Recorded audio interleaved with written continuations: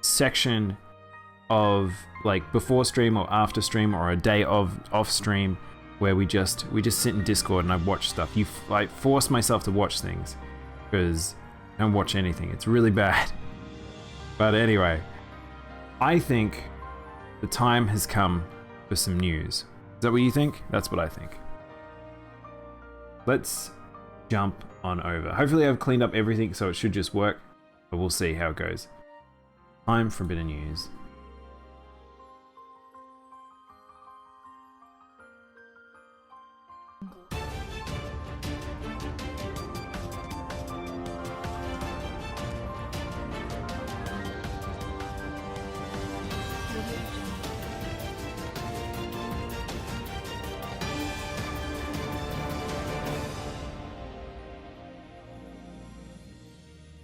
Welcome to the news. It's time for the news. I had to get myself out of my hot tub. I was still pruning up from last time. So we're back to normal. No hot tub stream here. Well, for the moment. But yeah. Doesn't care about your opinion, just shut up and watch the news. Pretty much. You have to watch the news. That's how this works, Selmas. You have to consume news. Now, like I said, there is a little bit less this week than I thought there were going to be. Actually, it was more last week. This week is a little bit lighter. There's still stuff that happened, but I think everyone is holding back. I think this is like it's the quiet before the storm, essentially, where this week we've got people talking about things that will be coming out and rumors. There's a lot of rumors. I may have to tap into the rumors today. I've debated about. We'll see how far we get through with how much we've got.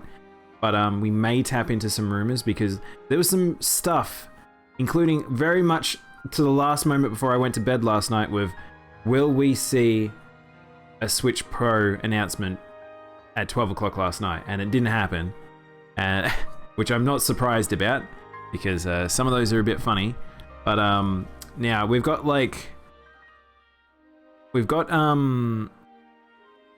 a little bit of rumors we could talk about, but maybe I'll save them towards the end. So last stream was so distracting. I went for 2 more hours. I know, that was a long one. I was like, okay, let's try and not make it go on a million years, and then it did. That Switch Pro announcement is getting on my nerves. Come on, team, bring it out. It's never happening, Selmas. It's never happening. That 100k is your only way out of this one. Yeah, fuck mode. Like, I will hold off from talking about the Switch Pro stuff for now, because I may have a rant later about it, but it annoys me kind of how people are approaching this and talking about it and all the rumors and people buying into things. We're talking Nintendo here. Nintendo will do what they do and you probably won't find out until the very last moment, just to let everyone know. So just hold tight with your sources. But speaking of Nintendo, they put a lot of good place to put their money. Having Monster Hunter Rise shipping on just the Switch alone still has sent 7 million copies out into the world in only 2 months. That is sold extremely well. Rise did very, very well. That was the first Monster Hunter that's like really did gangbusters numbers. And it was fantastic. It's so good. I still think World is the most together Monster Hunter game for the West and for just progression. Like there's so much in that game for making big, bold new choices. Versus Rise is a little bit more backwards and to more pure of a Monster Hunter game. And it does seem like it was lacking content. So people who've bought those 7 million copies hopefully have been satisfied enough that they will see whatever the Rise will turn into, whether it'll be a G rank game or we'll get an upgrade similar to Iceborne. But I'm very excited. Capcom doing mad numbers across the board. It's so nice to see. Let's just hope their fighting game division may actually get a revitalization at some point. And but yeah, I'm super happy about this. Watch the Palico 360 no scope and default skin. I'm not that good. I'm not that good. Honestly, Selmas of FPSs. Alright, Scarlet Nexus. Now, this originally the demo was only on the Xbox One X and the Series X, sorry. And that made sense. Microsoft put a bit of money behind it. I still have no idea. I've deliberately not looked into this game. Perhaps we could play this on stream as a one-shot, but the demo is now available on the PS4 and the PS5. I do want to play this game. Now, I'll warn everyone the jank that is this team's work. If you've played God Eater, you kind of already know. If you played Code Vein, you probably especially know. But I want to see how it plays. I want to get hands-on, and I will be... Hopefully, I will be happy with it. The story's fun. I think that Code Vein's story was not fantastic. It's just very anime. That's the best way I can describe it. If you know like shonen anime, sort of anime with a bit of dark, like you kind of know what to expect from this group. But yeah, I don't know. We'll see. I'm trying to not go too heavy on knowing much about this game, even though they've promoted the absolute living shit out of it. And then we'll play League of Legends, and I will carry you. Oh, man, I could totally like... What? And his braless wife will give him a sandwich. What does that even mean, Selbers? Banksy! Hi, Banksy. Welcome on in. Ritual of the Night, sequel in development. Now, this one's pretty fucking cool. So, Bloodstained, if you did play Bloodstained, Bloodstained was super fun. If you like Castlevania, the redo of that series as an indie developer turned out so good. It's so fun. We were so worried when it was in development that it'd be really bad, but fantastic. If you love, again, if you like Castlevania, you should play Bloodstained. If you like Bloodstained, I'm so extremely excited to hear this. And yeah, considering how like Mega Man, all that sort of happened there, it was like, it's a little relieving to hear this sort of thing. I haven't read about the infamous ninja braless wife treat. Wait, no, I have no idea what you're talking about, Selmas. I mean, she's in the comfort of her own harem. I'm fairly sure that is okay. She can be braless if she wants. I'm not sure how Twitch would feel about it, honestly, but... then again, they've been letting people run around in bikinis, so I don't think they care really much anymore. Genshin Impact 1.6 release date is set for early June. I promise, chat, I will return to Genshin Impact at some point. I know that Thermal asked for it. Maybe I need to do like a collective stream, but it seems to be called the Midsummer Island Adventure. So we're speaking about like hot tub streams. We're getting the beach episode of Genshin Impact, which I honestly did not expect would be a thing, but hey, I am the braless wife. I mean, okay, chat, if you haven't seen the art in Discord that Sunflower's made for me, you know that I'm braless. I hope for Clea is coming back. Is Clea the little girl? I think I just saw her. This game still looks beautiful. It's still bonkers to me that this is a free-to-play game. Like, what the hell? This game is so good. I just cannot get over how good this game is. And again, I've talked about it. China is coming. Once China gets their shit together and they start actually getting some good game designers on board and actually have good like development cycles, we're going to see some fantastic games coming from that region. And like this game is a very good example of it. I thought those middle circles were nips. When the image is smaller, it really does look like that, by the way. There's a funny explosion. Mega Man, but 3D. It's very cute. This is very cute. Like, the art's fantastic. Everything's so good about this, like this game's presentation. Genshin Impact, it earned its money, like, in a lot of ways. I think that it's a hard thing because of the fact that how gacha is. But again, this game is just very good. If China gets their shit together, well, at least within the games industry, Pegsy. I don't know about the other stuff. But there's more here. This is actually a pretty long trailer, so there's a Puppet Master storyline, I guess. That's pretty cool, and he's in like samurai armor. That's pretty dope. This is a pretty dope looking boss. Whoa, he's got like Oni masks on either side. Whoa, whoa, this dude's sick. I don't know what's the deal with this guy. I love this guy. I'd play as this guy. Though I know it's an enemy. This guy's pretty dope. Get up, Stinky. Organizing the clash is my way of unlocking talents, and hopefully this time getting a vision to glow again. Your opponent is new to the clash, but he has quickly become the dark horse of the tournament. Alright, sorry, I'm getting really distracted with this trailer now. This is actually a cool trailer. Hey, Armin, how you doing? Welcome on in. China's like a 50-50 area of them good shit, but then, oh god, yeah, some of it can be pretty bad. Also, sorry, Selmas, I don't do exercise during the during the news. It's just too distracting. I'll have to return that. Armin, do you want to do me a favor? Can you return those points? Otherwise, I have to, yeah, aim for me to return them. I think it's a new mini boss. Yeah, it looks like it. It looks like we're getting a series of new bosses and stuff like that. There's a lot of story there, so that's pretty exciting. Also, do you guys want a happy hippo?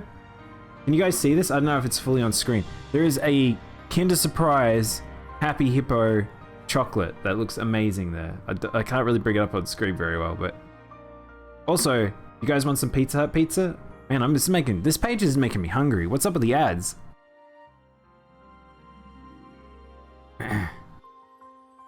We wait for the news to be over, then your time will come. But how you doing, Armin? Welcome on in. Alright. I feel like I get a Twitch piece of news every week. There's a new Twitch piece of news every week, and it's just a funny thing that I just need to talk about them each time.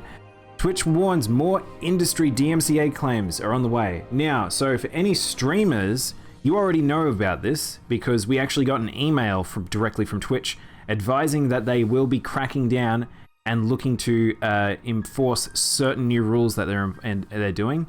They also had some clarifications on rules and stuff like that for us. Now, a lot of us already know about this stuff, and we've seen the copyright, like, 3-strike rule that we've been put on all our pages. But, like, this is something we might have to keep an eye on. I know some streamers sort of relaxed back after that, and then it's gone super hard. Still no idea how this is going to be enforced and what things will be necessarily targeted, because DMCAs are different on every platform. Like, it's like, YouTube definitely is the one where you get hit hardest the most. But yeah, Twitch is starting to get more and more as time goes on, and we might see the eventuality of regions that are not just American-based music. So Japan might, people playing anime music might get hit at some point or another.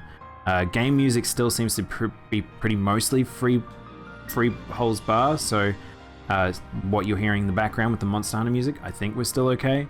It's just a funny thing because it's so up in the air, and as things will time and change and move and all that sort of stuff, that we might find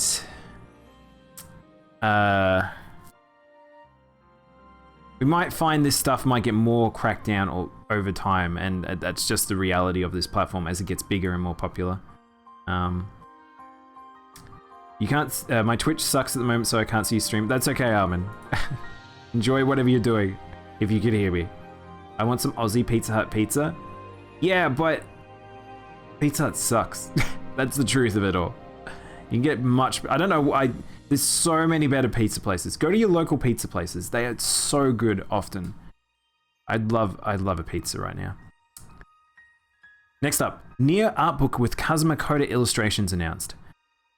Okay, chat, if you guys did not see, I finished Nier Replicant 1.22 last night. Holy shit, that was amazing. That was so good. As a Nier fan, I was so happy with that.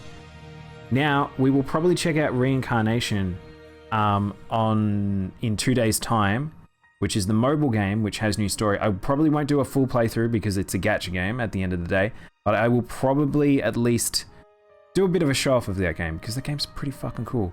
And hint at some of the stuff that we might be seeing in the story. Now, these art books usually are fantastic. They're so good. Nier has some amazing artworks. So this makes me very excited. And maybe we might see some more lore books at some point. Order me a Pizza Hut pizza. I hope it's upside down. everything just is just sliding onto the table.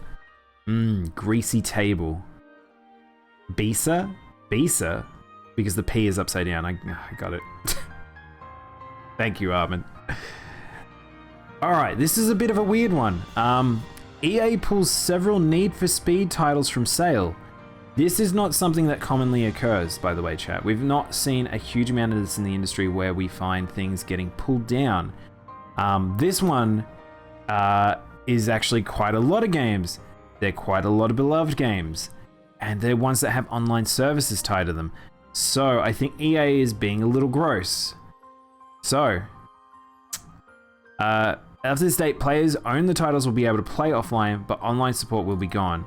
The games that we were removed are Need for Speed Carbon, Need for Speed Underground, Shift, Shift 2, Unleashed, and Need for Speed On the Run, or The Run. So the thing is that's strange about this is the online services don't dictate the entire gameplay for those. You can play offline. Removing them from the storefront just because they won't have the online capabilities anymore is a bit dodgy, and it's not great to ever see games just go in and out of existence when they have a digital storefront. But EA completely controls their own platform, so they can do whatever they want, unfortunately. But yeah, as EA currently are prepping for some very big releases up ahead. Kind of makes sense they're doing this. It's just kind of a bit shitty, in my opinion. So if you do want to have these games, maybe go check out if they're cheap somewhere and get them before they disappear. But yeah, EA be big business. Phantasy Star Online 2, New Genesis to release early June. So, I'm very excited about this. I really enjoyed playing Phantasy Star Online 2 when it finally came to the West. The reskin, I don't know if this is coming alongside New Genesis, but if you guys don't know what this is, New Genesis is essentially Phantasy Star Online 3 using the Phantasy Star Online 2 infrastructure, but it's basically a different game, completely different. It's very strange that they are calling it Phantasy Star Online 2, maybe because Microsoft recently helped them bring it over to the West just so people know, but I think they've actually made more confusion by this. This is not an expansion, this is a new game. But all the model changes and all the fancy new graphics that have been added to Genesis will be added to Phantasy Star Online 2.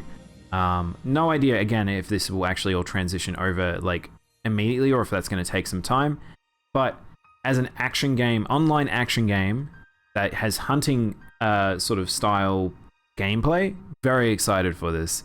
So we might try this out on stream at some point.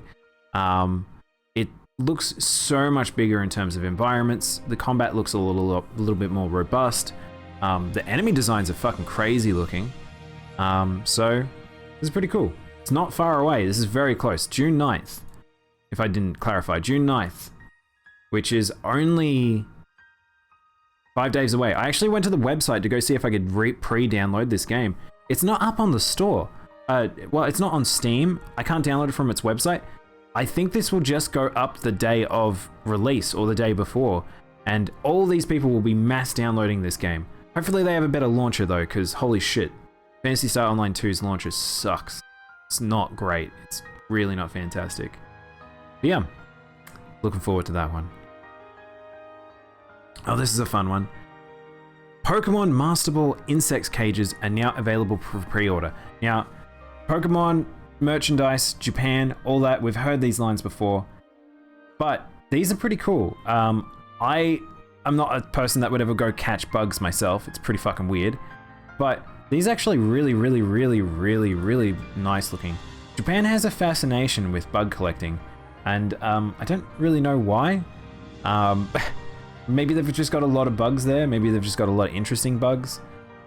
Maybe they're less cowardly than we are about bugs. I don't know. But these are pretty nice little cages. Like, I honestly, if it wasn't for bug catching, I would imagine me as a little kid carrying around my toys. I would totally put my toys in there. I would have walked around the house, like, just carrying them around. Just the idea that it's a thing that can store, that's like, this is quite nice looking. But yeah. Sometimes merch can be pretty cool. Not necessarily saying you should get it. or this is necessarily for adults, but it's just a fun thing to see. You know what? If I get 100k points, I'm gonna make you go bug hunting. I don't even know how you accomplish that, Summers. Do you know of a game where I have to hunt bugs and that's it?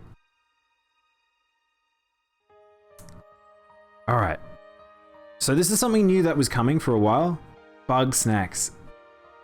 Oh, no. Oh, he's totally right. Bug snacks is a game that, and I do have it too because it's on the PS5.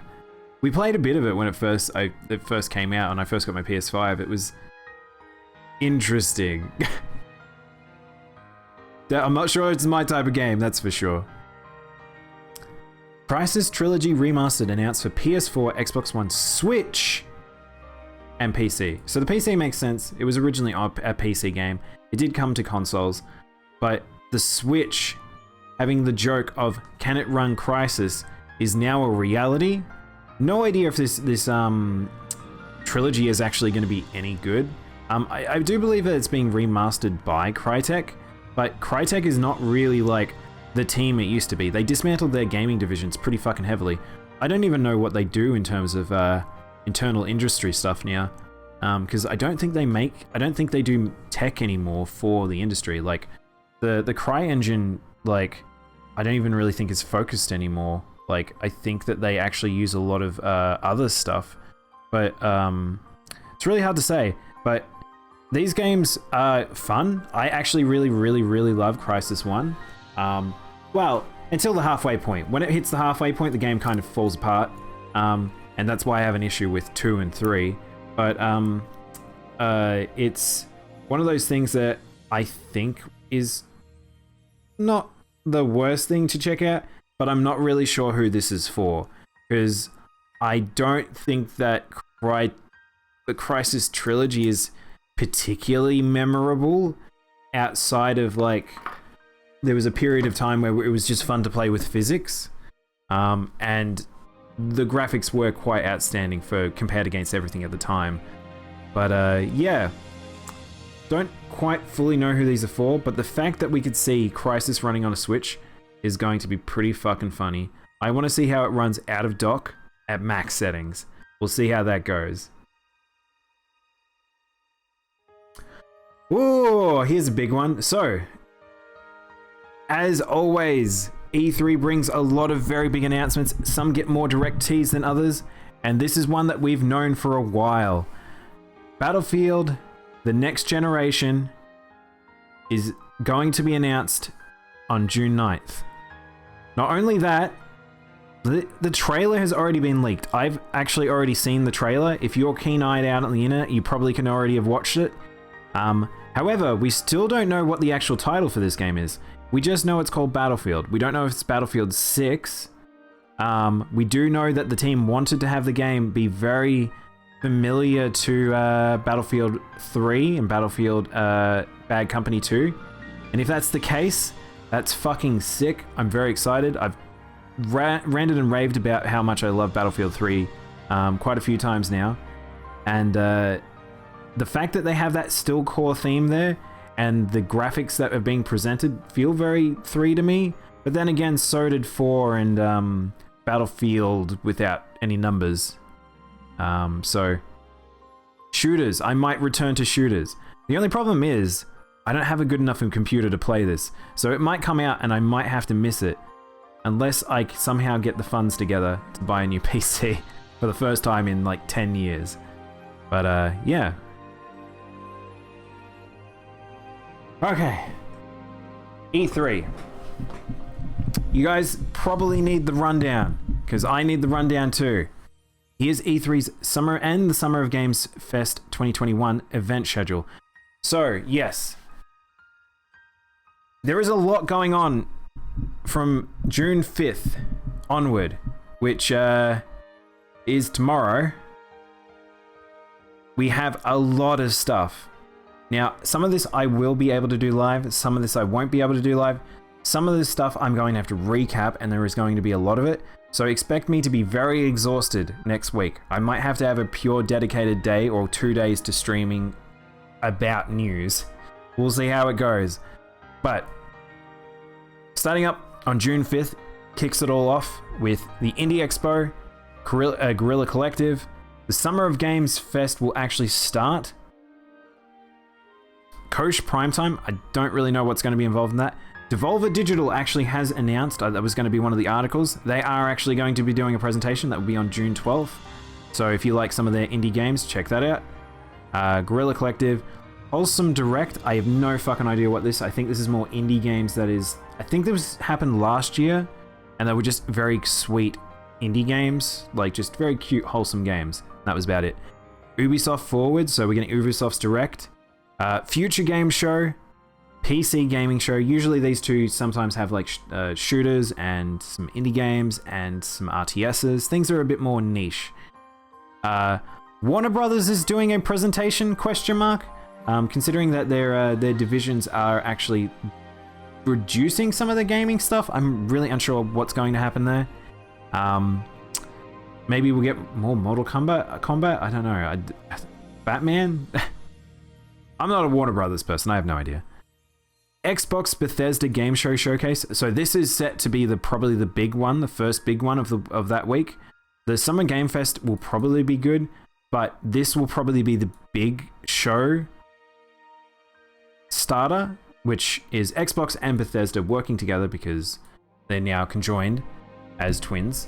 And yeah, I think that we're going to see some exclusives. Maybe we'll see some new games that are coming about from Xbox. Bethesda might tease some news about some of their games and some updates for their current games. But yeah, Square Enix is set to be a really fucking big one, which is actually the same day. Square's one is... They've already sort of teased quite a lot of stuff, so we might see a massive presentation from Square Enix. Capcom doing a presentation, don't really know what they'll do because Capcom's already done a lot of their stuff already. So I don't know if they'll be hinting at new stuff to come. It could be big. I'm really unsure. Same with Take-Two. I don't really know what Take-Two is going to hit us with. Could be a bit up in the air. Could be some new stuff. I'm not sure.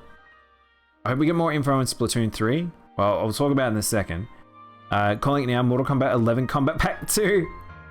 I would imagine so. I feel like Mortal Kombat would have to be there. Limited run games. I don't really know how much of those presentations really show off anything other than if you are just a person who wants physical collections. Bandai Namco's probably will have some decent news. There's actually got a few games that have been rumored to be being announced soon, so that one actually should be interesting. And then probably the biggest of this set for this E3, the Nintendo Direct. Now, Nintendo announced that they will be doing a Direct on the 15th at 9 AM. And they're also doing a Treehouse, which suggests that they are going to be showing off something that they are playing. So, or some things. So we will probably get a lot of information. There is talks about how this might be a really big presentation for Nintendo. Considering how last year was, and how even the year before was, this is probably going to be a really big presentation for them. And if the rumors are true and there is a Switch Pro in development, we might either hear the announcement shortly before this or during this presentation and they show off its capabilities. And if it is anything like the 3DS upgrades and all that, we might see games associated with those. We might see new games that will be announced to be using the power of the Switch Pro, which the big one I thought about will probably be Breath of the Wild 2. If Nintendo would ever have a game to show off the power of a new console, that would be Breath of the Wild 2. So we may see footage of that game finally. What's everyone's favorite Take-Two game? I like the Guy game. The Guy game? What Guy game? Sport ball games? And then we've also got the E3 2021 award show. So I don't know about the award show. I don't really understand the point of this necessarily. How much you wanna bet Terry's gonna be like 5 seconds of Breath of the Wild 2 and then they'll move on to the next smet? No, I don't think Nintendo would do that. If Nintendo isn't that kind of company. Nintendo is the type that if it is in a point in development, they will probably show it off. They're not. It's not like a lot of other Japanese presentations. Nintendo usually. It was weird for us to get the teaser for Breath of the Wild 2 when we did, when it probably was still very early in development.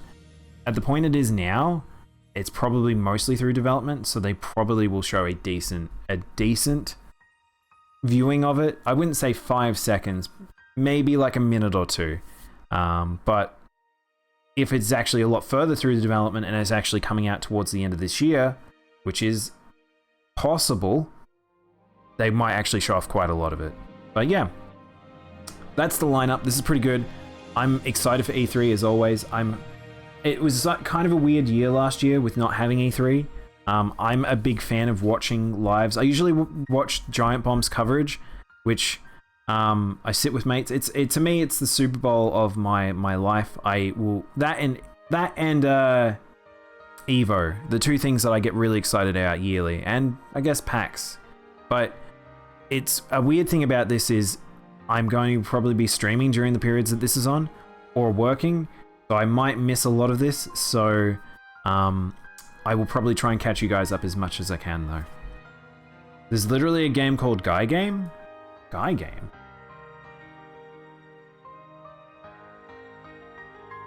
What is this?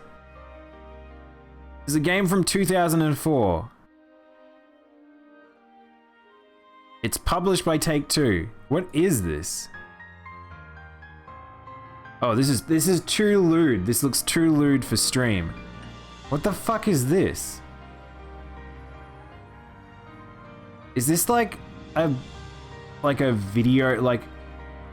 Oh, it's so weird. What about Gamescom? Gamescom usually isn't presented in a way that's...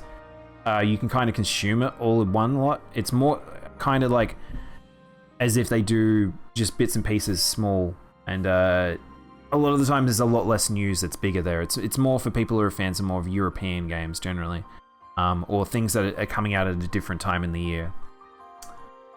But yeah, moving on. KOF 15 delayed until next year. Now, this is not surprising. Some games are going to get delayed till next year, even though development's still going. COVID's still pretty heavy in a lot of regions, and some places just can't do their normal processing speed. The industry's still in a very funny place, and yeah, that's okay. This happens, and sometimes it'll be for the better because it means that they can take the time to polish in some areas that they normally wouldn't have time for. So, yeah. All right, this is just a mini article that just says there's an E3 award show going on at the very end. Still have no idea what that's going to be, and like why are they doing it, and why is it not just spread throughout the actual presentations? But whatever, E3 is doing whatever they want to do. They want to move in on the Games Awards. They can try. I just don't know if it's necessarily going to work. Okay, Virtua Fighter 6. So Virtua Fighter 6 had the release for the remaster just a short period ago, and that remaster is interesting, I would say, using the Yakuza engine.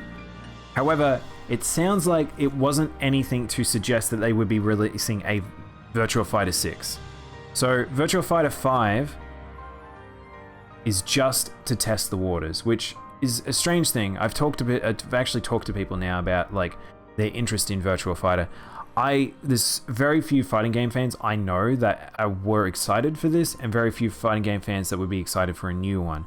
So I don't know if this particular type of game does well globally still, and I don't know if it really would have enough hype to compete against the big dogs like Tekken and Street Fighter, and even Guilty Gear now. Like, it feels a bit out of place. It kind of feels like it fits in the same category of Soul Calibur, where Soul Calibur has its fans, but I would never say Soul Calibur is the king of fighting games.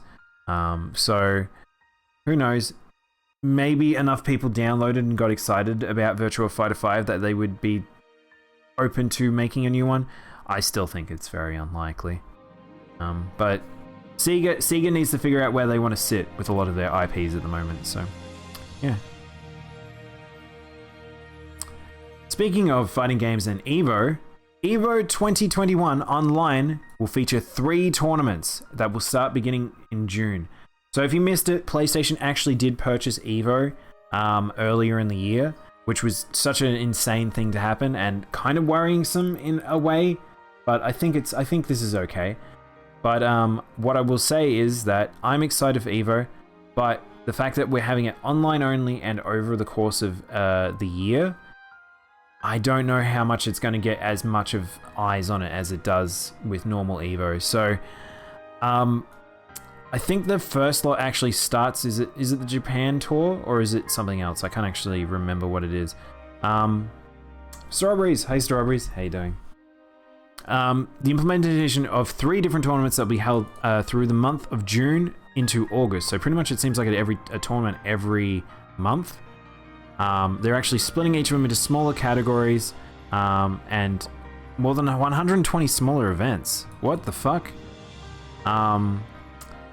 So this will be very strange. This will be a very strange Evo to consume. So I think unfortunately this will turn into the category of if you're a fan of a particular game that's Evo, you'll probably end up watching that. Less than watching the entire Evo as a whole like we have in the past. So I don't know. We'll see. All the games are the big hitters, the ones we know already. So like they've got here Guilty Gear, Street Fighter, Tekken, Mortal Kombat. There's some more indie stuff is going to be coming about. Even some of the sideshow stuff that's usually just very silly games like Sailor Moon. Those games will probably be returning. But yeah. I'm excited for this, but trepidatious just because it's online. I don't know if I'm going to be able to watch Evo how I normally would, and it kind of bums me out a little bit. So hopefully a lot of these organizations, these tournaments, all these like things that you needed physical presence for will run smoothly online, and hopefully the organizations will not fall through in that time frame. So yeah, I'm doing good. I have a blender that blends ice and having homemade iced coffee with whipped cream caramel. Oh, too much whipped cream though. Sugar is my thing too much. Really? Oh man, sugar is super my thing. No, only NA Oceania EU servers will be participating. Where does it say that? I'm blind. I'm totally blind. I can't see where that is. But I believe you. I believe you, Summers. I think we already knew this anyway because, so online, what I will say about fighting games don't really do very well cross-continent. The lag is a bit too much.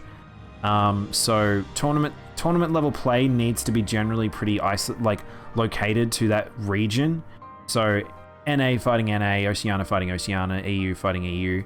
I don't know to what degree some of that will actually be cross-continent, just because the lag would just be so fucking intense. Only games like Guilty Gear probably would be able to get away with it, but we'll see. Now, Japan's tournament originally I think it's held at the end of the year or the start of the year, so it's already happened.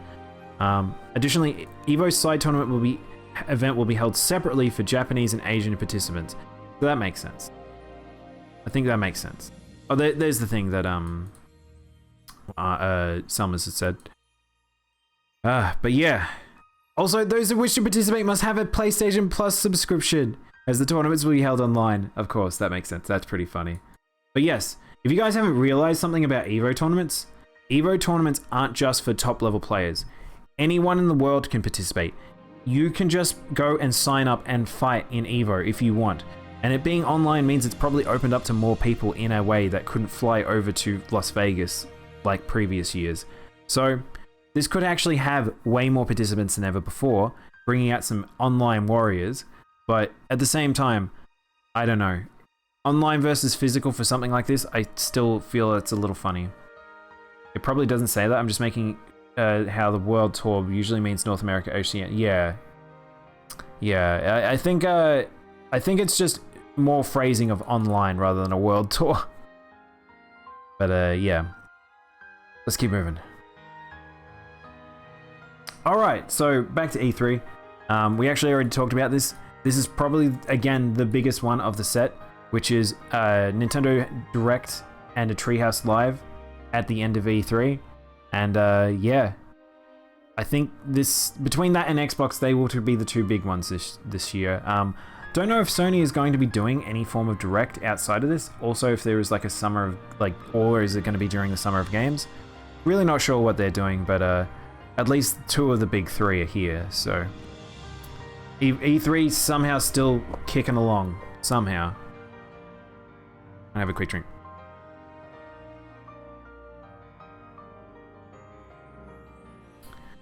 Alright.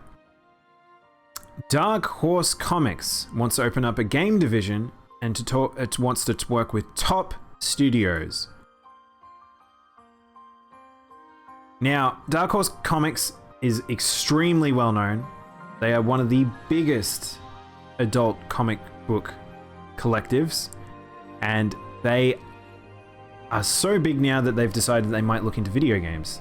They're pulling a Marvel on us, and it's not a bad idea. Honestly, I think this is not a bad thing to be seeing, and I hope this goes well, because there are some really good Dark Horse comics or Dark Horse storylines that would be worth checking out. Bit like checking out my friend Al. Al, how you doing? Welcome on in. I would make you shout yourself out, but I'm not going to do that. Welcome in, Al. You playing Borderlands? Nice. I still haven't played 3. I'll have to play it at some point. It's wild how a mystery that conference is going to be. Which one, Mo? Are you talking about Nintendo? Or are you talking about... Are you talking about the Nintendo one? Or are you talking about the Xbox one? Nintendo one? It feels like such a big unknown. The thing is, Mo, that's kind of how Nintendo always are, though. Nintendo are always the wild card because they are very good at keeping stuff internal. I love the fact that people like to talk about how Nintendo is something that there's like leaks and stuff about them, but 9 times out of 10, people are just guessing. There's very few times where we have solid news about it. If you play 3, you would love to help me through it? Yeah, of course. That would be a good game to do with multiple streamers. I think it would be just silly fun, because that game is just silly good fun. But yeah, I'll definitely have to play it at some point. But again, think I might wait until my new PC. Like that's probably what it would have to be for any shooters, because I don't think my computer can handle streaming a shooter and a shooter, basically. But yeah, Mo, I don't know, man. I feel like there's some. I think that there would be some good like guesswork people would have right now. Like Selma's brought up like Splatoon. I think that we might see something to do with Breath of the Wild, maybe. If the Switch Pro is a thing. So there's a lot of like you could do some good guesswork. The fact that WarioWare was being teased, which we'll talk about shortly. There's quite a lot of things. I'm shocked mine can take streaming and playing Borderlands 3. Borderlands is very well optimized. That's something I will say about those games. They're strangely very well optimized. But yeah. Speaking of optimization, looks like that's what the game might need here for God of War. God of War, unknown title, probably Ragnarok, has been delayed until 2022. Adds PS4 version. So I'm going to use this as a double jumping off point. So one, Ragnarok makes sense. AAA games being slowed down. It's one of those things where this game is going to probably be needing a lot of development time because it is a big budget AAA game, and considering what God of War the original was, and now we have the situation of them making a PS4 port, which suggests to me this game either started as a PS4 version, or they are still not happy with the amount of PS5s out in the market, and this and a lot of other games, including new Need for Speed, are going to be brought over, or GT, sorry, are going to be brought over to the PS4 because not enough people have PS5s to make the purchase marks. So, it's going to be an interesting end of a generation, and I hazard people need to be careful here. If you are okay with playing sometimes broken ports of a game where it's ported backwards, be aware you might want to wait until the review copies come out to know whether or not to get something for the end of this generation, because we're going to have games like this where it's probably made for the PS5, but it's been downscaled for the PS4. So we may see some games come about that aren't fantastic in some areas. So just be careful on your purchase from here on out. I have a feeling it might be port specifically for the Pro. It's a really crazy guess though. You might be right, Mo, but I do think that it'd have to be stuff that might be like pretty powerful. I mean, Mo, we were literally talking about Crysis. I mean, if we're talking Crysis, that's a game that was meant to be like, it was a pretty chunky game on the PC originally. I don't know if the Switch can handle that much physics objects. There are a few physics objects based games on the Switch, and it chews the absolute living crap out of that console's battery, just because the CPU just needs to run at such a high cycle. So the Switch Pro would be a perfect fit for that set of news. So who knows? We might actually already have the hints on the board, but it is very likely we are getting a new console from all the leaks. It seemed to be a little weird where there's so many people are talking about it and it not being true. Like, unless there's some weird hive mind situation where everyone's just leaking because they're making fake leaps because they make fake leaps. New PC for the Fortnite? Most definitely not, Selmas. If I can play Fortnite on a phone, I will not need a new PC for that. That is not the reason why we're avoiding that game. But yeah, hopefully God of War doesn't take too long. Hopefully that game doesn't end up in some development hell. I don't think it would. I think it's just COVID. That felt like the most appropriate okay boomer there, just because of the fact that that was such a Zoomer response to me not playing Fortnite. Fortnite? But here we go. I don't know why this article is probably not really that necessary. Nintendo teases software news for E3 2021 with no mention of the rumored new hardware. So I'm glad that Gematsu brings this up, because again, we've already talked about this a few times now, but yeah, this very much will have new software at Nintendo's presentation. So maybe we need to start making a little bit of a bucket list, make a wish list for what's going to be happening during this particular E3's Direct, because there could be some pretty cool stuff coming up about. What could I do to get play it with Armin and myself on stream? Which game? Fortnite? You need a lot to do that. You watch a whole stream if I play Fortnite? I don't know if it's worth my soul, Selmas. Unfortunately, as much as I appreciate your company, I don't think I could survive a Fortnite. But he'll buy himself a battle pass? Fuck no. You have to donate it. You have 8 more souls. Can't stress how much I'm uninterested by Fortnite. Oh, we already have this, but it's the God of War delay sequel delay. Alright, this one's cool. So, I think I will be playing Integrad very soon, because the release is just around the corner. So, Final Fantasy VII Remake Save Data Transfer Update released. Now, this is in preparation for Final Fantasy VII Integrad. Now, Integrad, I think, is coming out on the 11th? Question mark? Oh, wait, hang on. Oh no, it's coming to June 10th. Okay, I misread that there is coming on June 5th, but it's June 10th, which will probably be June 11th for me. So I will probably be playing that on stream. Now, you guys, if you didn't watch my old streams, I did play Final Fantasy Remake all the way through. I got very heavy into the lore and talked about a lot of that stuff. Yeah, I'm excited to play this on the PS5. I want to see what this can do with the PS5 upgrades, because this game looked very good in some areas on the PS4. Now, I really would love to see what the PS5 can do with pushing it in different areas and the new texture upgrades and things like that. I probably won't play it through. I probably still won't touch the hard mode, because the hard mode is just so fucking awful. And yeah, I'm kind of excited. When I play as Fortnite, I'll personally gift him his skin. God. Thank you for the water, Alex. Most of the way through, chat. We're most of the way through today's news.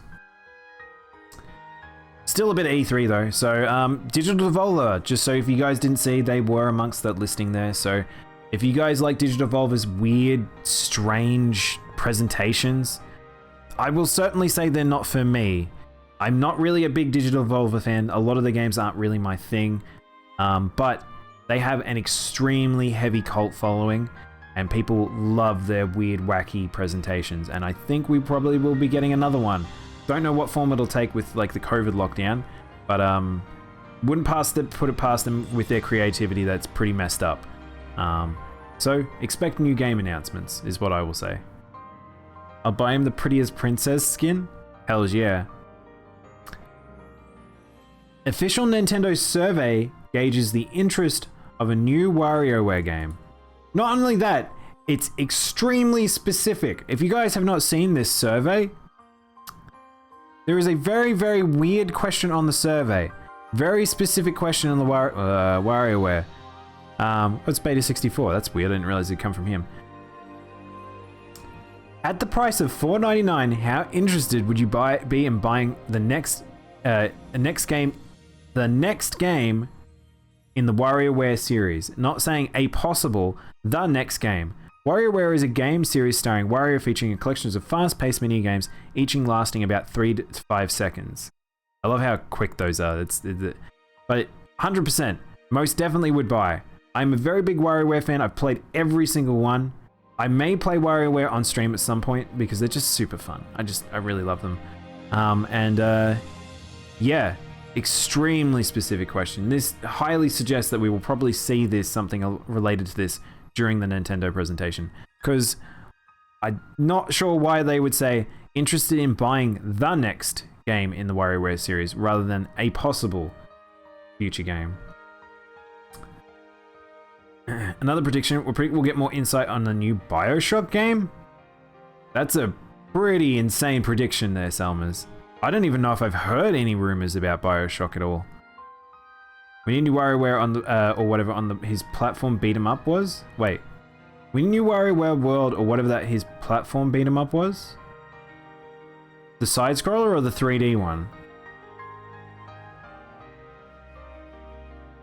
I don't know if I'd play the 3D one. I wouldn't mind a 2D WarioWare to return, honestly. But yeah. Unlikely, I feel like, that we'd get a 3D.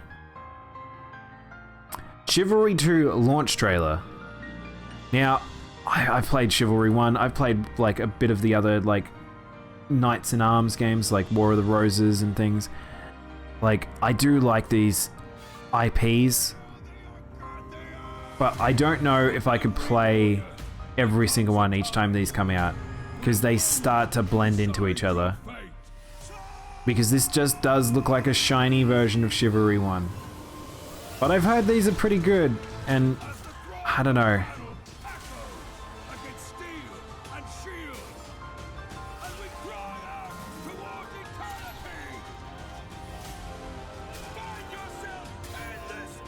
I think I've thought about it with these games. It's really funny because there's something about first person where first person melee is extremely unsatisfying.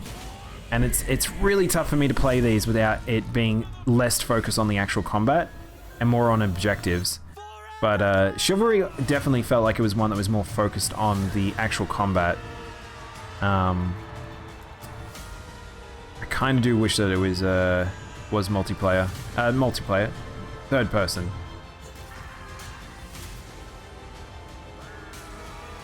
It is still very weird the teams have been split into multiple, and it kind of had the like League of Legends situation where like they split off to make like a various different like Mordhau and things like that.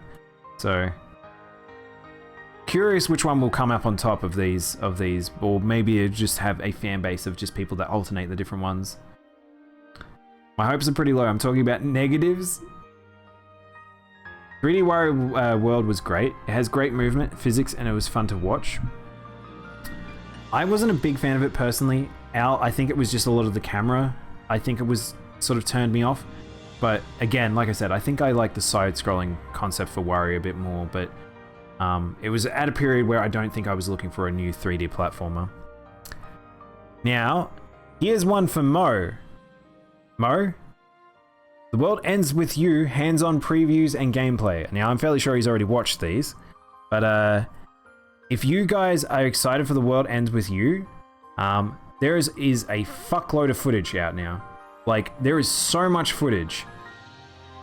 I'm not going to play all of these, and some of these are full, like, they're long streams. But holy shit. This game's looking really good. So very excited for this.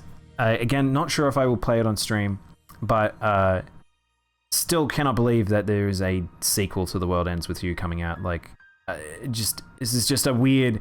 It's one of those timeline things where you just kind of don't predict something happening. And yeah. Actually, not gonna lie, I didn't watch much of them because it seems like so much. I didn't want to spoil the surprise. Yeah, 100%. I'm kind of having the same thing, Mo, because this game, I've already saw one or two things people said at the start that I was like, oh shit, that straight up is kind of a spoiler for the start of the game. I don't really want to know that. And so I've just kind of avoided this. But it's all here. If you guys do want to know more about The World Ends With You and how it plays and all that stuff, if you don't mind kind of starter story spoilers, go check this stuff out. Sunflowers, hey Sunflowers. Your shoulders are looking extra wide today. New suit look, new sexy suit look. Welcome on in. Thank you again for the art as well. If you guys haven't seen Sunflower's art, it's very good. I think it matches the attire we've got on today. But we do know a fourth game is confirmed. This 2K said in a statement in the new studio that Cloud Chamber are working on the next game. Oh, really? Is that true, Summers? I didn't know that. I'm not a Bioshock fan, so I haven't really followed him. I got tired of my nips being out of the shirt. Sometimes they just poke through the shirt. Do you know what? Here's a weird topic, a weird point from working in an office. Working in an office with people that have very dark nipples and they wear very thin white, like especially during summer in Australia, where they wear thin white shirts that are kind of see-through. It is very hard to not look at someone's nipples through their shirt at an office. It's very strange. Anyway, I've just made myself think about something that I wish I hadn't thought about. I've been reading about the dev, and apparently everyone was involved was very interested in making a sequel. They were literally just held up busy with Kingdom Hearts stuff for many years. It makes sense, Mo, because it's like, I don't know. Kingdom Hearts is a plague, in my opinion. I think that series it's kind of got an Ouroboros nature to it, where it kind of is just self-destructive. And the more Nomura writes it in the way he does, it's a little scary. And I just hope that he hasn't taken some of those trends and ideas that he's come up with into The World Ends With You, as it's been a long time since he wrote a World Ends With You storyline, so we'll see. Well, he doesn't write the stories himself, I guess. I'm fairly sure he gets other writers, but Bioshock is one of your favorite games, to be honest. I could see that, Al. It feels like a very you game. I'm not completely sure. I think that there's a very low chance that we'll get any updates. Yeah, it's hard to say.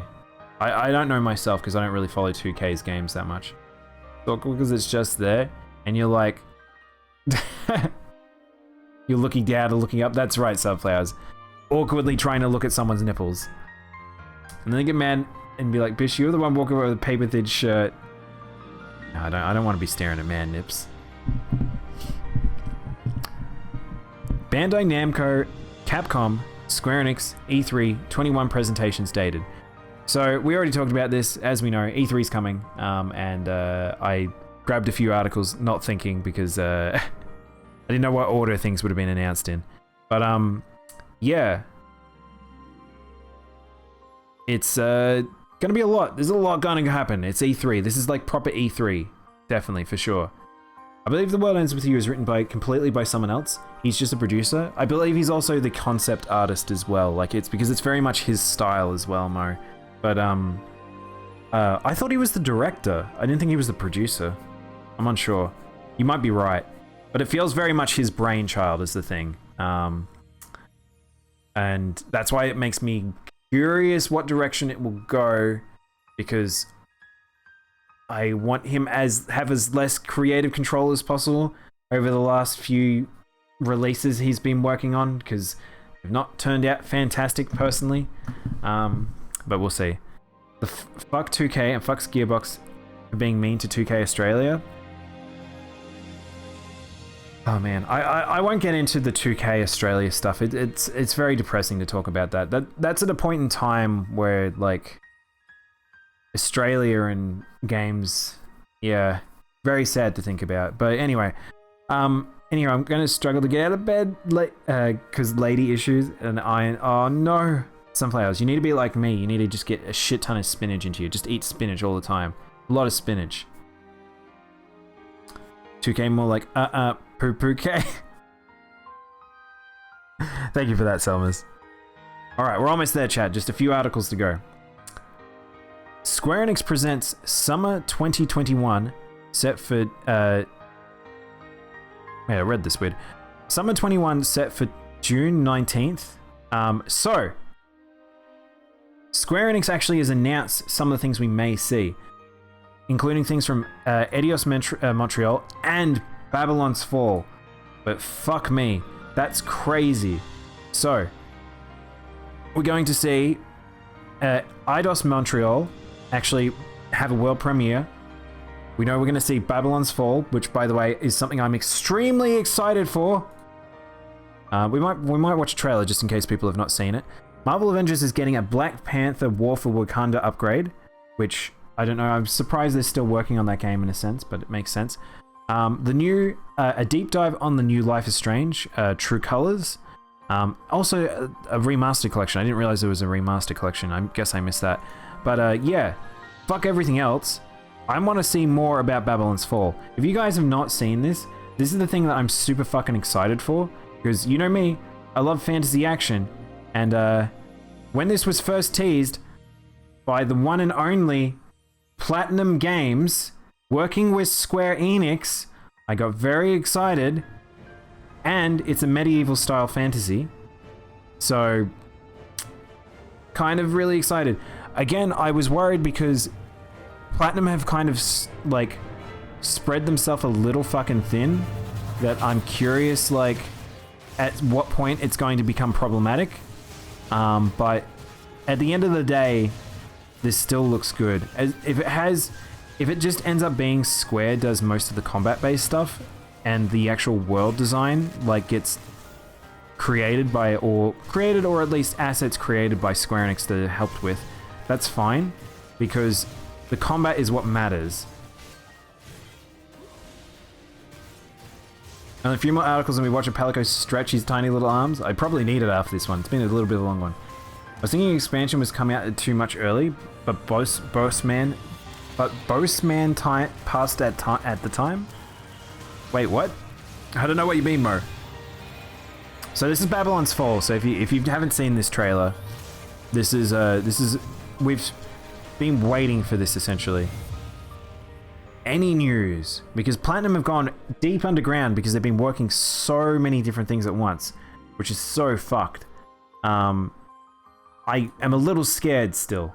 Also, you can sense how Square Enix wants to capitalize on the Soulsian Gothic architecture with an action game, and it's not. I'm not against them doing that, but yeah, waiting for a while. Wasn't there 3 planned DLCs for Avengers? I think there was. But the thing is, the fact that they're following through with it, that's pretty insane, just because of how development hell that game was, that they didn't give up. So kudos to them in a way, but I don't know if they can fix that game within the time period that they're probably going to work on it, and I think it's going to be left in a kind of funny state. But yeah, holy shit. Very excited to see more about Babylon's Fall, personally. Running out of breath here. Knockout City hits 5 million players during 10-day free trial. Knocked the wind out of me. Now, Knockout City is definitely not a game I was expecting to take off.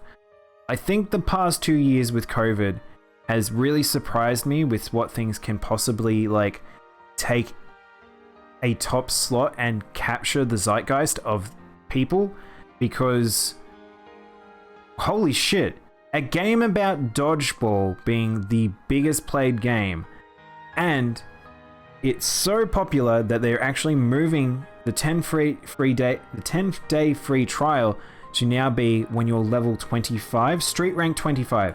This game is free to play until rank 25.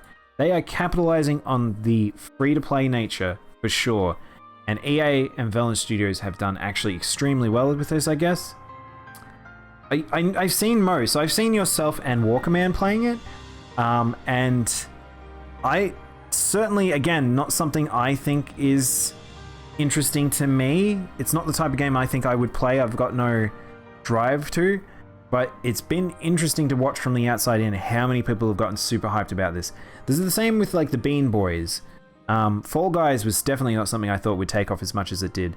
Among Us I can kind of see, because it's those weird indie hits happen every now and then, especially with a werewolf style gameplay. But this is almost like an arena shooter, third-person arena shooter, from looking at it, and it works. It seems to be exactly what people are wanting to play right now, and these things happen. And I don't know, sometimes I don't know whether it's planned or sometimes it's just got very lucky, but kudos to the team. Like, they've found something that worked at this point in time, and curious where this goes, because I have a funny feeling the long arm of EA is going to come for you, and prep for a game that might not treat you very well.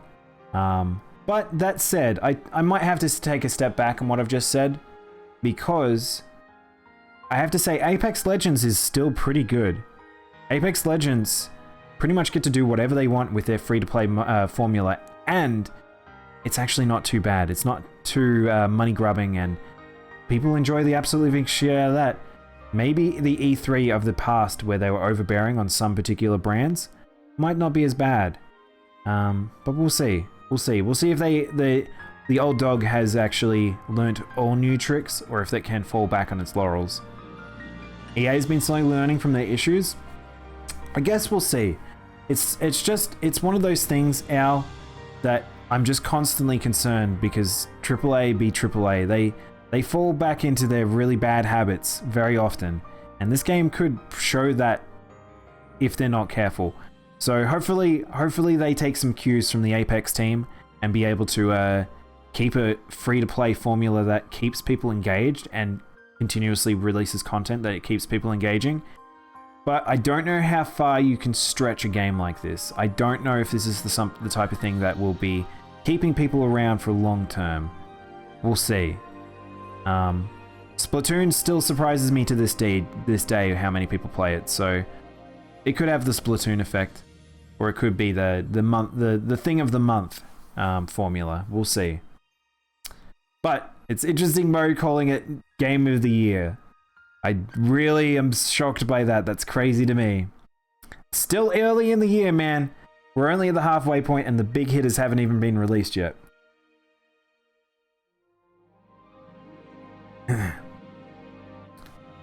Steam, this is our final article for the day, by the way, chat.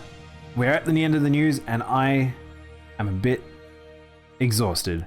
Steam now lets devs join forces to create their own bundles. This is totally fucking amazing. This is a really good move by Steam. I'm worried what it could mean for how they actually approach making finances for it, and how actual devs can actually work together to make bundles. But if you look at how Humble Bundle works, this is pretty cool. I actually promoted, well, kind of. I'll talk about it more. I might actually go to Humble Bundle to go promo these things, just because I gotta shill some things sometimes. But Humble Bundle's been interesting just in terms of showing that formula working very well for selling stuff. And Steam's taken a keen eye to it, and it's not necessarily a bad idea. It's just the way they might approach it might be a bit weird. So just prepare yourselves for a bit of chaotic time. Considering the fact that they don't like releasing now games where you could buy a pack. That was one of my favorite things that Steam used to do, which was buying a pack of games for 5 people or something, like say 3 people, 4 people, whatever it might be, for multiple people, so you can play games together. Look, I want to buy this game, but I only want to play it with my friends. How about we all go in and pitch in and get this pack of games that we can all play and make it cheap? That was really good. But Steam were not happy with that just because of just the bulk buying that was happening and key selling that was happening, which is fair enough. It's hard to control that. But the thing is, that same thing can happen here. People might buy bundles and then just resell keys for they don't give shit about, which will devalue some games. So this will be an interesting thing to keep an eye on. Splatoon slaps. Splatoon is good. I just wish that it wasn't a console shooter. That's my issue, Medic, unfortunately. Console shooters and me just don't go well together. I'm trying to remember the actual article, but it's been loosening the tight grip on the necks of the dev teams after they saw how many players, so many players of this more free-to-play games got like free Apex. Yeah, I kind of agree, Al.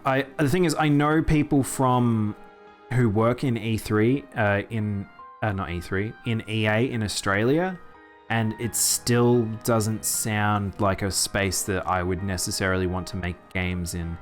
It's very, they want you to do what they want you to do, and it's very business-like, and that's a little sad to hear. It may have gotten better over the past year or two, I'm unsure, but it sounds like they still, like, if you work for EA, like EA, not as a publisher, it's still pretty stringent.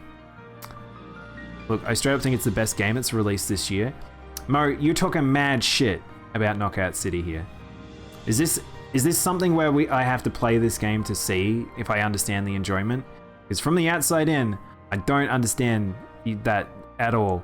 I mean, there's some good games that have come out this year. I don't know if I found the thing that I consider the game of the year, but I don't think I ever would have considered Hades to be my game of the year last year. But that said, it was a weaker year last year, so now I am very excited for some games that are going to be coming out later in this year, so they'll probably take my interest, but we'll see. Also, hey Big Kahuna, how you doing? They should just bind purchases to accounts. Yeah, it's a tricky one, Kahuna. I think a lot of the concepts of how Steam approaches their stores needs to be sort of needs to be analyzed a bit more. And the hard part is I've talked about where monopolies are bad, because if they don't have competitors, they can't figure out better methodologies to actually provide a service. So if you look at how Nintendo, Sony, and Microsoft do their stores, you can see that a lot of the others actually learn a lot from Microsoft's, because Sony and Nintendo are pretty rigid about their stuff, and not in a good way, whereas Microsoft has done wonders with their storefront. Same thing over on the PC platform. Steam has been a bit of a pain in the ass, very experimental at sometimes, but very painful on others. But looking at things like Humble Bundle, looking at things like GOG, looking at things that like even itch.io and how Epic have approached some of their stuff, like Steam has realized that they should adapt and take some of the ideas that have come from those particular spaces and adapt them into their own, even if it sometimes turns into absolute dog shit and they have to walk it back. But like, it's still good. Like, monopolies aren't good. Having a situation where you can see multiple companies and approach things in a different way does add a lot of different ways for not just the company to think about it, but also the consumer. The consumer can approach things in a way of like, oh shit, I don't have to necessarily buy things in this way. I'm not restricted by doing this.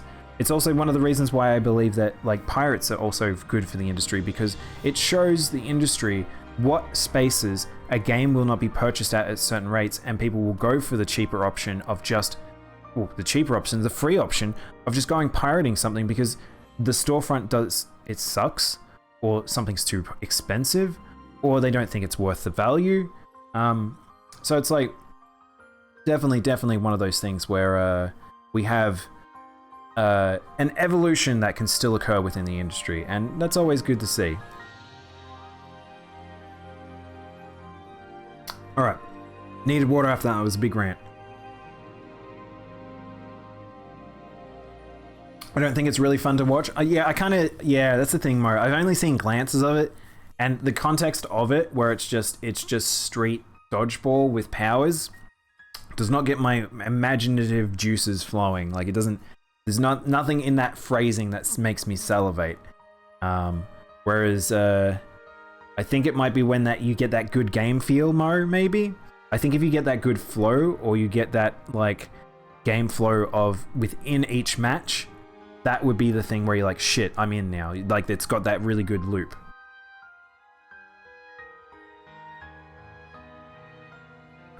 Fun fact, Star Wars Battlefront 2 has the highest player count at the beginning of this year. Shut up, Al, how's that possible? Didn't Star Wars Battlefront 2 like absolutely fall apart like a year after its release? Like, people were just not finding it exciting? Did they turn it around? It's a good point though, room for competition. Always. There always is. This isn't what I talked about, by the way, as a consumer point. That's for every industry. That's not just a games related thing. Be a smart consumer. Don't go into I consume a lot of fucking game content, but I don't go purchase every fucking game. I don't go blindly pick up things. I will generally slow things down and decide whether or not I want to purchase something, because I will probably end up playing it. Or versus like, this is actually worth the price. This is actually worth waiting for. This might be spoiled because the game might like come out and someone told me the story and then it like invalidates some parts of it. Some things you need to be there right when it releases, because an online game is, a fighting game is a good example. Most player bases are at the start of a release. That's when it's the best time to play that game. Or you pick it up later when you want to play against the top dogs or the purists who have figured out all those games and have broken it down, and you can just jump in and do it a lot faster to picking up and learning it.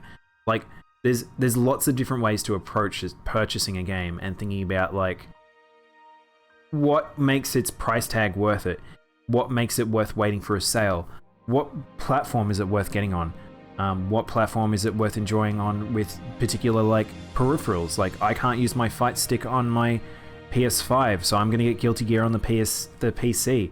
Like, there's all these different things where it's like, you can just take it into consideration. Candies, be they crispy or from Wendy's. Spend my hard-earned good boy points on Kids Meal Bull Pit burger joints. Thank you for making it so I can drink water, Al. I appreciate that. No, hell no, it didn't. Dude, they took out all the pay-to-win microtransactions. Everything's but cosmetics are free. Oh, wow. And they added to Xbox Game Pass. Oh! And talking about consumer freebies, Al's just hit the nail on a very big head here. The Xbox Game Pass and the Epic free games have shown wonders for the industry. You can even look at Knockout, like, is it called Knockout King? Is that what it's called? Knockout City, sorry. Knockout City is a good example also of, and even, I was going to say Among Us, not Among Us. I can't adopt you right now, Selmas. Selmas, we've got news to get through, or at least topics to talk about. But thank you for the bits. Now, what I wanted to say is that those games all going to a free-to-play formula that introduced all these players to it, and then they decide whether or not they want to continue playing that game, purchase that game, or just because of the fact that there are people playing the game again, brings people back to it, or brings new people in that are willing to pay for microtransactions. It's very much something where you should consider some of these ways to pick up games or find new games and stuff like that. But yeah. Oh man. Rant over, news done. I think that's where we're at right now. But welcome on your name, Rainbow. Use your Twitch Prime. Oh god, Rainbow. No, you don't have to, guys. Trust me. Do you know what's funny to me is with the Twitch Prime is it actually surprises me how few people have Twitch Primes. Now, this is not really necessarily news related, but it's related to what we were just talking about. I actually think the Twitch Prime is a funny thing to have, just in the sense that it doesn't auto reuse the Twitch Prime on people. And something I found is a bit of an annoying thing was you have to decide to use the Twitch Prime on people.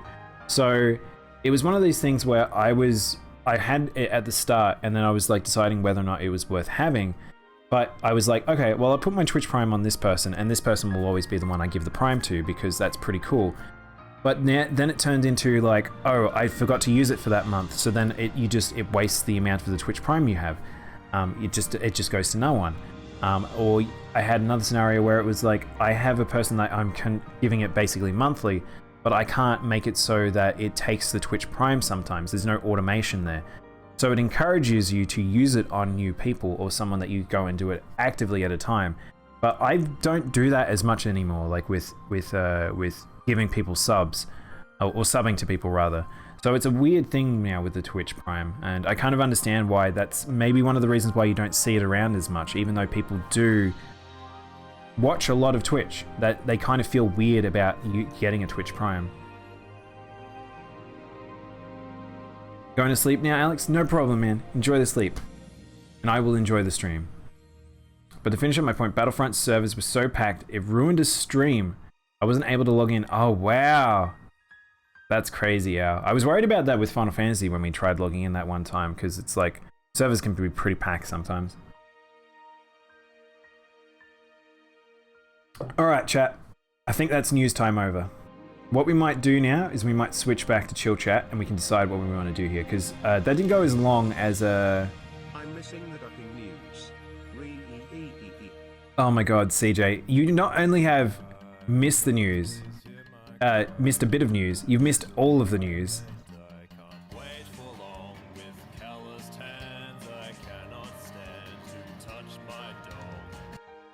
Alright. News over. Now, chat,